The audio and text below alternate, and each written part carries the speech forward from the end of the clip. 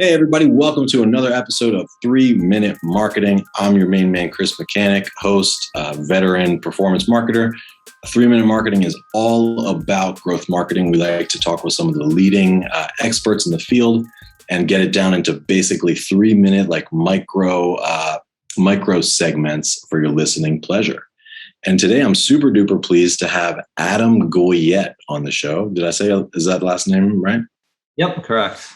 So Adam is a veteran growth marketer, startup, growth hacker. I don't even know, just unicorn. It seems like to the extreme from what I can tell. Currently at Help Scout, he's VP of Growth or VP of Marketing at Help Scout, and previously was at G2 among other impressive startups. Adam, great to have you on the show today, man. Yeah, thanks for having me on. Yeah. So I was just telling Adam that I had not heard of him previously, but if you look him up, like, you've done some really cool stuff, man. I saw you were on Product Hunt with this like marketing school that you did. Yep. Which I just love stuff like that, because I believe that this skill set, there's clearly more demand in the world for digital marketing talent than there is supply of it. So I always love teachers and educators that get stuff out there and put stuff out. Yep. Yeah, exactly. Cool. Well, thanks for joining me here today. Let's get into it. I have a good question for you because you're a growth wizard and you've seen a lot and you've done a lot. I want to know, in your opinion, what are the secrets to growth and fast growth, like hypergrowth online? Yep. With that, I'm going to start your timer now. All right. So to me, I think it comes down to kind of three things is the way I think about it. And it's more of mindsets versus like tactics or anything like that.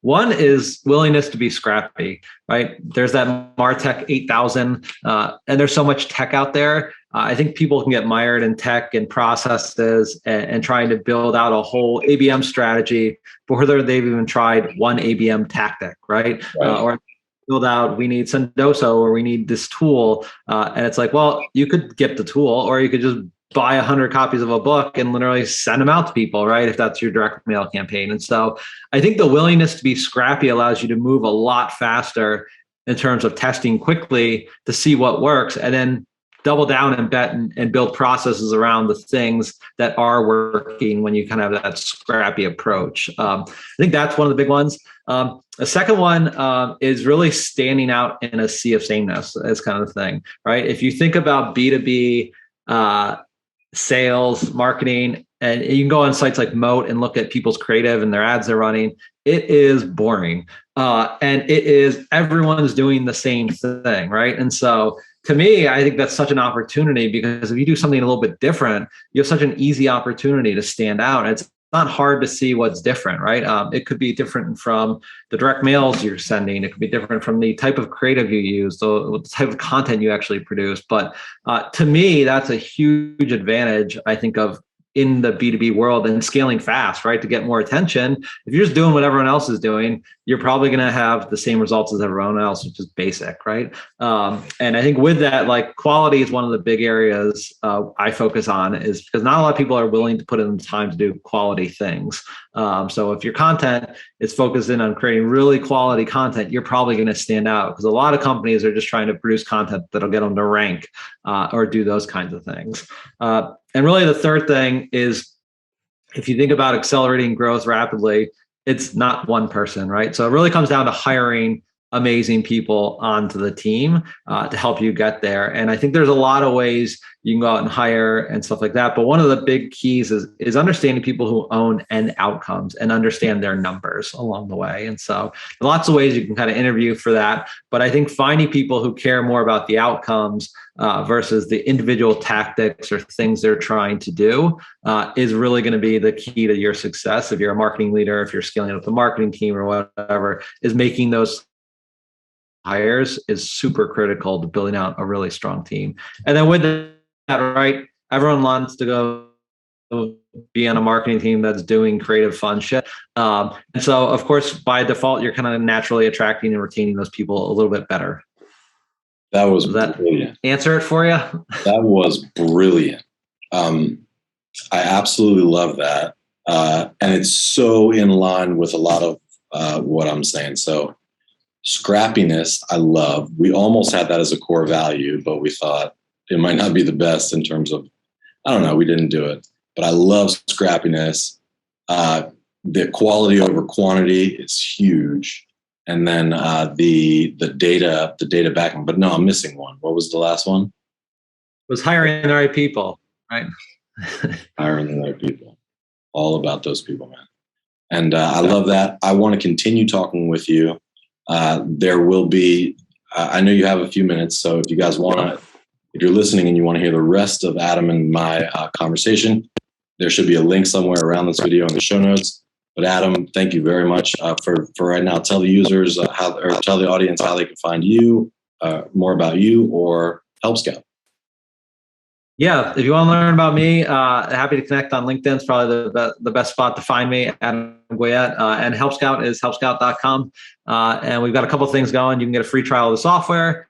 We're also launching a new content hub for founders and early stage startups that is focused on companies that are building things a little bit differently, that's more purpose driven versus chasing unicorn status and stuff like that. So content that's a little bit different for mission driven founders. So super excited. That's launching this week. I love it. And be different was the thing that I forgot, which is, I always say, don't be boring, which is super powerful.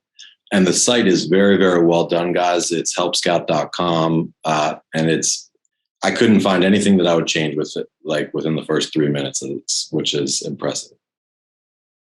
Yeah, thank you. Cool. All right, well, that's a wrap. If you like this, please like it, comment, subscribe. We read every comment. We love what we're seeing, and we're going to continue doing better and better. And Adam, let's stick around for a little more chat. Awesome. Sounds good. So, hey, I have a lot of stuff that I want to ask you about and talk to you about. Like, I feel like we could just go on forever. But one thing that I'll ask you about just to get it started is, you talked about interview tactics, how to interview people that are data focused and outcomes oriented and will own it, own a metric. What are some of your interviewing techniques? Yeah. So this one I got from Ryan Benici, who was a CMO at G2. One of the things he did to me when I was interviewing with him was asking for different data points along the conversation. So like saying like, oh, what's your monthly spend? If it's say you're talking to a growth marketer who's responsible for their paid advertising, asking what their monthly spend is. And then like later in the conversation, he's like, oh, how many leads are you generating a month, right? And you get just a couple different touch points to say like, oh, how many customers is it a month as you're going through the conversation? And then really towards the end, ask them to tie it together in terms of like the funnel, right? Because I think one of the things I found with marketers is they're really good at using all the right buzzwords and saying all the right things. But what separates people from like just knowing the buzzwords and how to speak to marketing are the people who actually have done it.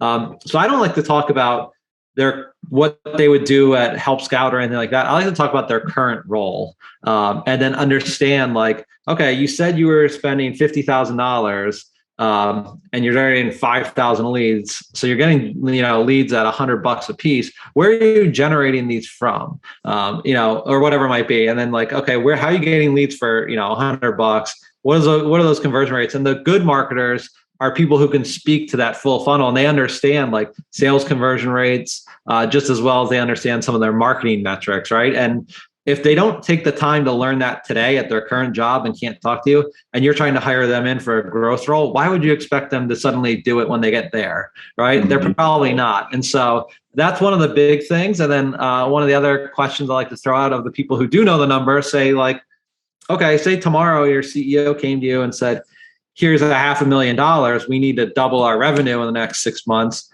What bets would you make at your current role today? Because they should know that business, and they should have things like if I came to you and said, Chris, here's $1 million to spend on marketing, you probably already have 20 ideas of how you would spend it, right? Because you're living and breathing that world. And if people don't have any big ideas, it's probably an indication they're not thinking big enough, or they're not thinking about where they would want to put bets. And so those are like two of the things I think that really have helped me distinguish like good marketers from like the really great marketers. Yep. And now I came upon some job posting you guys had, but it was on pitch.com. And I was very impressed by it because it was a lovely layout and presentation. And it was micro, content panes. And I was clicking through. I imagine you guys are getting analytics on that. But like, what are some of your, what's your experience these days in terms of talent? I know it's a war out there. But has your talent pipeline been as good as you would like, better than you would like, or what are some of your top talent attraction techniques? Yeah. So this is tricky because so our talent is amazing. We have amazing recruiters and all that sort of stuff, and we have an amazing marketing team we've been able to build out. But it's not always just about you as the leader, right? It's about the company as well. And I think I'm lucky enough to work at Help Scout. We're a certified B Corp. We publish our DEI stats. We're very honest and transparent about where we are as a company. And I think a lot of times what I see from recruiters from my own inbox is like, everyone describes the company as like, we're Series B, we just raised $50 million and we're looking to grow revenue 400% the next 2 years. Yeah. I think everyone pitches those kinds of things. That's not really unique. And back to the point of like, be different. Our pitch is not that. Our pitch is like, hey, we care about the company we're building for the long term. We're not trying to just build a marketing team for the next 2 years to hit some crazy growth goal. We're a mission-driven company that's trying to build things a little bit differently. And we want to attract really good people who also, we respect their work-life balance, right? We have Fridays off every single Friday this summer. We've done all these amazing things as a company. And to me, that's what makes us stand out more so than the work. Because if you're a marketer and your only goal is go to a high growth company, like you could go work at Ramp, which is, raised almost $1 billion in the last year, right? There's tons of those types of companies out there, right? So for us, that's not where we're going to win. Yep. So what's your advice in terms of career growth, for the director out there or for the senior managers out there and in my experience, like I was pretty deep in the weeds, hands on keyboard when we started, of course. And over the years, you become a salesman and a manager and a leader, and it's a totally different thing, totally different skill set that are required. But how can folks kind of discover themselves and advance and, get a career that is awesome? Because I think your career is awesome. Yeah, thank you.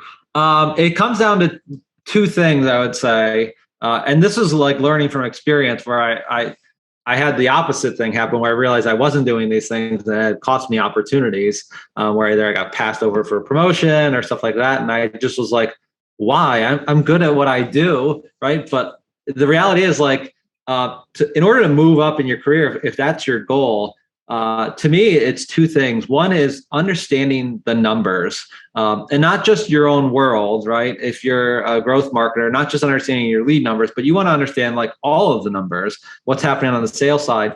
And it's amazing how much of a leg up that gives you on everyone else in the company.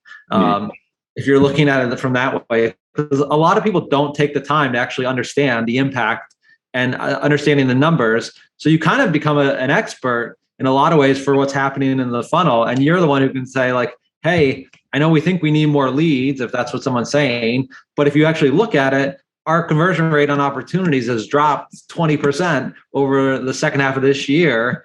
Maybe we need to focus more on sales training, or hey, it's because we hired 20 new sales reps, and once they get up to speed, we feel fine, like it'll bounce back, right? Like there's so much power in understanding the data. And I think that gives you a huge leg up on everyone in a lot of companies, right? In terms of advancing your career, because CEOs, CMOs, they care about the insights. They don't necessarily care about like all the nitty gritty of the types of campaigns you're running and stuff like that. Right. And then I think the other part of it is kind of that old saying of like sell the sizzle, not the steak, right? Is like, you have to also be good at selling whatever you're running in marketing to your internal stakeholders. So if you have a big sales team, if they're not excited about what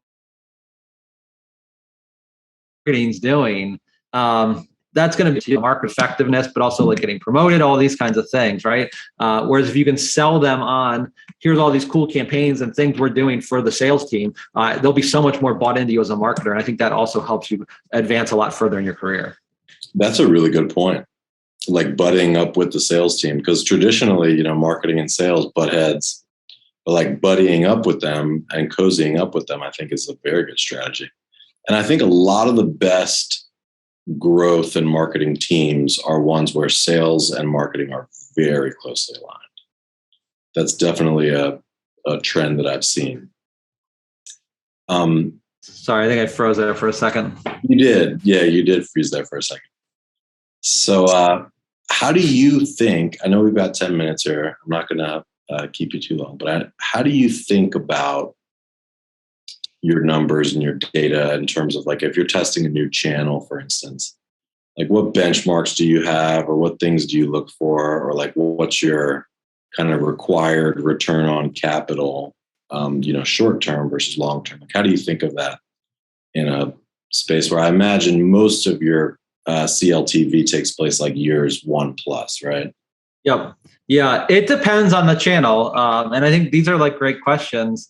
If you're like a paid marketer, let's say, to tie it back, if you're asking those questions to your CMO or to your CFO, they're like, oh, this person gets it, right? Like those are the things they're worried about. And the fact that you're the person spending the money thinking about these things, like that's going to gain you a ton of credibility. But for us, it's really about, I think, understanding alignment of like, how far are we willing to push out payback, right? Because at Help Scout, we have long customer retention, high net dollar retention, all these kinds of things. So we can tolerate a higher acquisition cost. And so I think it's about balancing, like, where do we want to be with the board and where do we feel comfortable? But also when we spin up new channels, knowing like this is going to be out of whack, right? Like it's month 3 of us, doing whatever, investing a ton of money into this paid channel.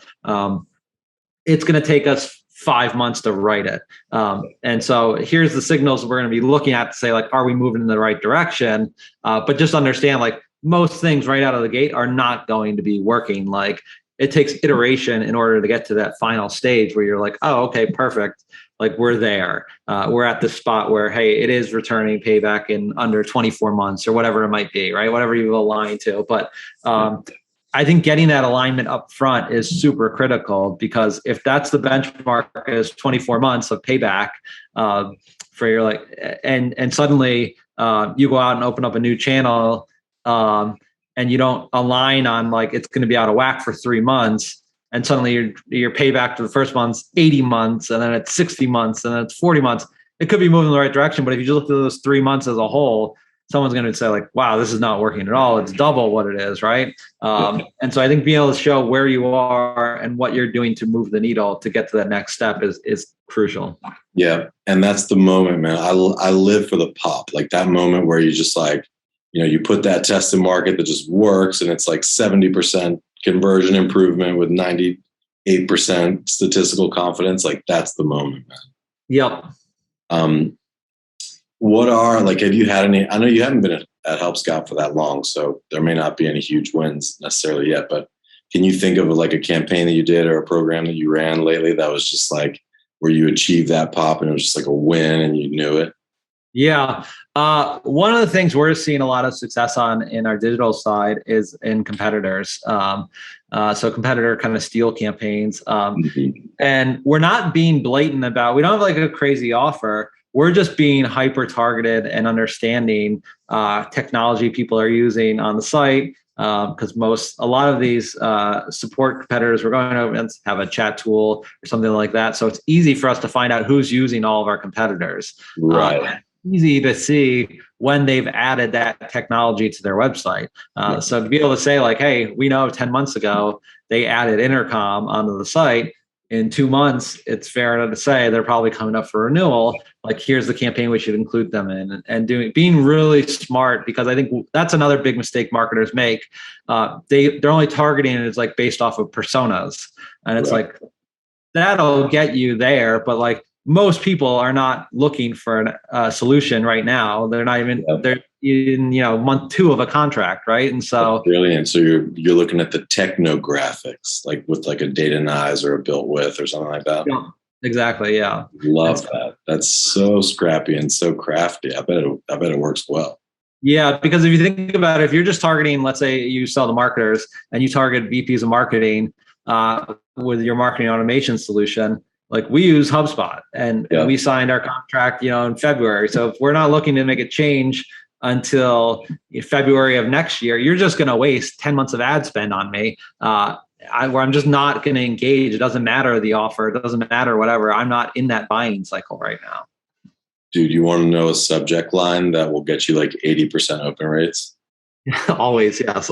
We did this because we're a HubSpot Diamond partner, and we did this actually cold outbound with like targeting HubSpot users is issue with HubSpot on url.com.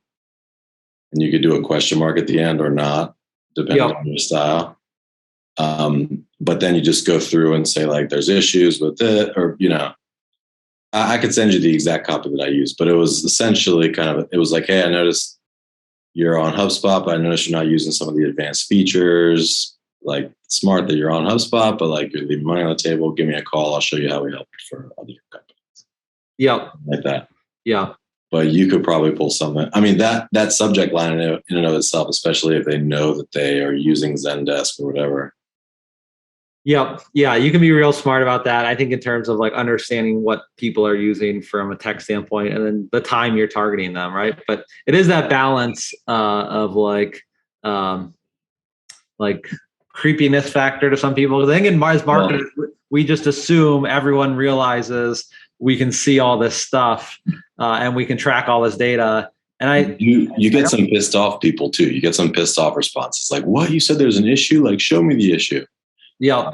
And in the case of HubSpot, we could just say like, hey, you're not using progressive profiling, none of your inline CTAs or smart CTAs, whatever, and get around it. But you would get sometimes like the technical compliance person come on and be mad about it. Yeah. Because depending on who you're targeting, if you're sending that to the CEO, that thing's just getting forwarded. So. Yeah, I have a thing that like, if you're not pissing at least maybe somebody off, maybe you're not pushing hard enough. No, that subject line feels like it falls in line with that theory. But no, man, marketers, we got to do what we got to do. But hey, I really appreciate your time today. I don't want to take up too much more of it. Let's close out. Any final remarks from you? No, I think, like I said, I think the biggest thing is about experimenting and trying to go fast and be scrappy about the things you're building out and build a process around what works. Yep. Love it.